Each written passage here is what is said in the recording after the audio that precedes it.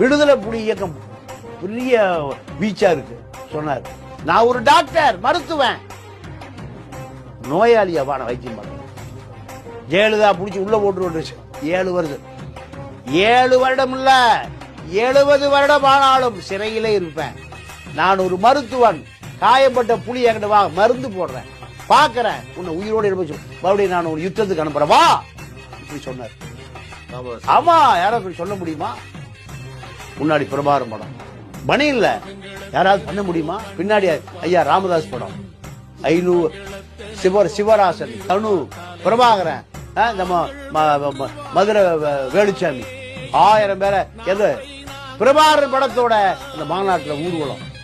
இப்படி அதிரடி அரசியலுக்கு சொந்தக்காரர் யாரு? அன்னைக்கு வயிற்றோட இல்ல, கட்சி ஆரம்பிக்கல, திமுக இருந்தார். அப்போ எல்லாம் பார்க்கக்கூடிய தலைவன் யாரு? ராமதாஸ். டெல்லியில இருக்க அரசியல் அத்தனையும் ராமதாஸ் தான் எதிர்பார்த்துட்டு